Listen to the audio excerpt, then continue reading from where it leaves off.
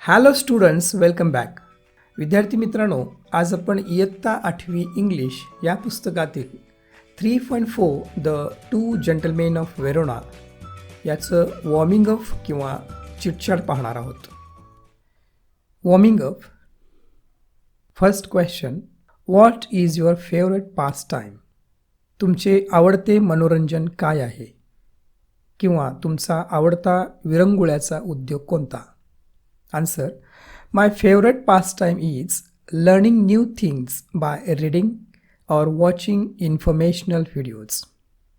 माझा आवडता विरंगुळ्याचा उद्योग म्हणजे वाचनातून नवीन गोष्टी शिकणे आणि माहितीविषयक व्हिडिओज पाहणे.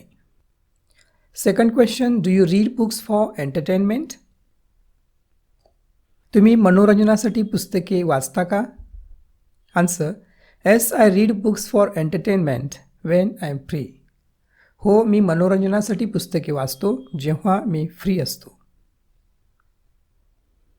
Third question, what is your favourite story, poem or book? तुमची आवडती कथा, कविता किंवा पुस्तक कोणते?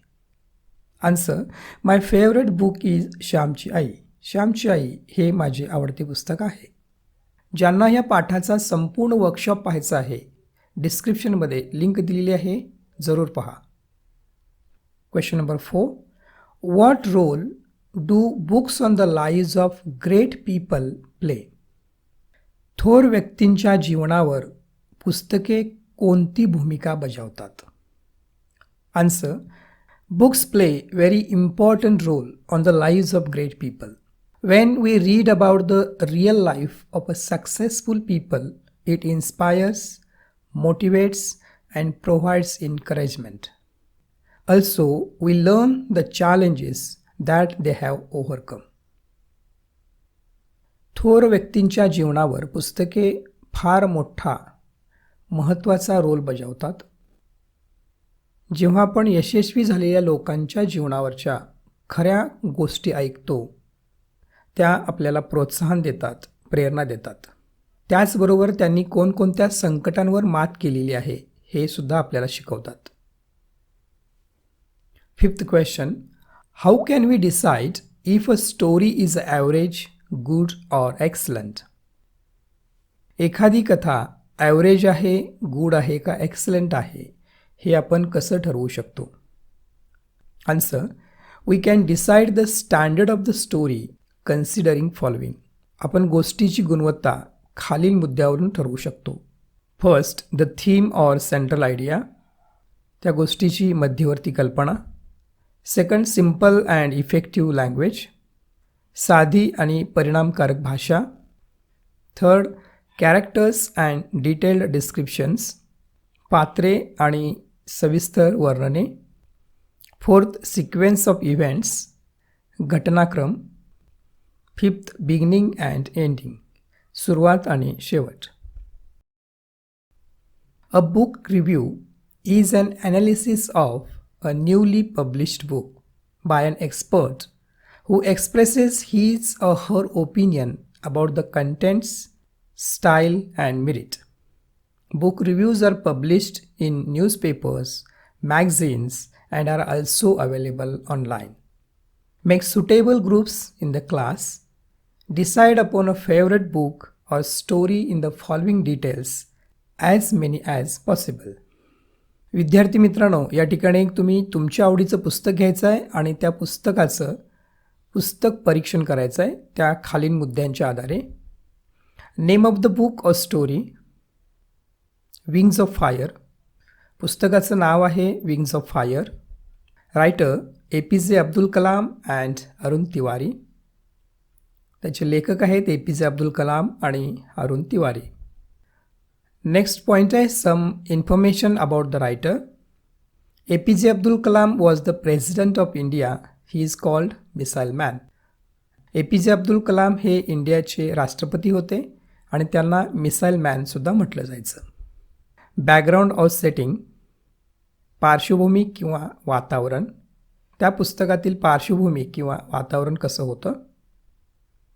Wings of fire is a story of a boy who lived in Rameswaram in Tamil Nadu. The book contains a journey of his early life to Missile Man.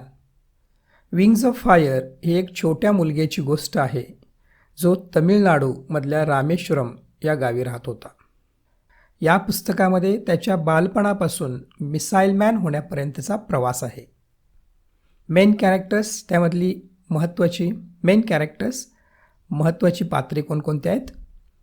Jalaluddin Abdul Kalam's father, आशामा his mother, Zohra his sister, Pakshi Lakshman Shastri, priest of the Rameshwaram temple and his friend, रामेश्वरमच्या टेम्पलमधील पुजारी आणि APJ Abdul कलामांचा मित्र म्हणजे Pakshi Lakshmana Shastri, teacher Rameswaram Shastri and Yadurai Solomon.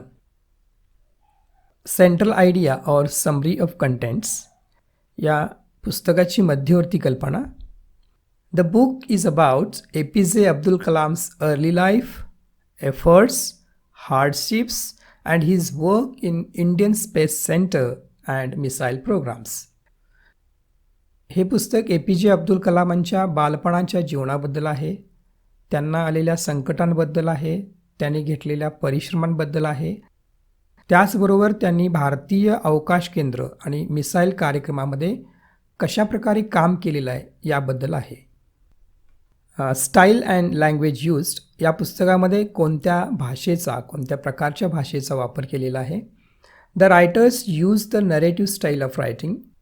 या ठिकाणी रायटर्सनी कथात्मक किंवा गोष्टीच्या रूपामध्ये लिखाण केलेलं आहे आणि वापरलेली जी भाषा आहे ती समजण्यासाठी अगदी सोपी आहे. Strong or positive aspects. या पुस्तकाचं सकारात्मक बाजू किंवा पैलू कोणते? The book tells how a boy who tried and achieved his dreams beating all odds means difficulties. This book offers an important lesson of finding success from failure. हे पुस्तक आपल्याला सांगतं की एक मुलगा ज्याने भरपूर प्रयत्न करून आपली स्वप्न संकटावरती मात करून पूर्ण कशी केली, त्याचबरोबर अपयशातून सुद्धा यश कसं शोधावं हे आपल्याला या पुस्तकातून पाहायला मिळतं. ड्रॉबॅक्स, काही उणिवा. The book contains some scientific terms, so it is bit complicated to understand for all readers. या पुस्तकामध्ये काही वैज्ञानिक संज्ञांचा वापर केलेला आहे, त्यामुळं काही वाचकांना समजण्यासाठी थोडंसं अवघड जाऊ शकतं. कन्क्ल्युजन, शेवट. This is a must-read book for every person. It is very interesting and inspirational book which inspires people, especially the youth in general.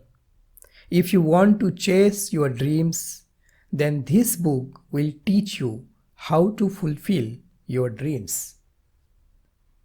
सर्वांनी वाचलं पाहिजे असं हे पुस्तक आहे. विशेषतः तरुण लोकांना प्रेरणा देणारं हे पुस्तक आहे. जर तुम्हाला तुमच्या स्वप्नांचा पाठलाग करायचा आहे, स्वप्न पूर्ण करायचे असतील, तर तुम्हाला तुमची स्वप्न पूर्ण कशी करायची हे शिकवेल.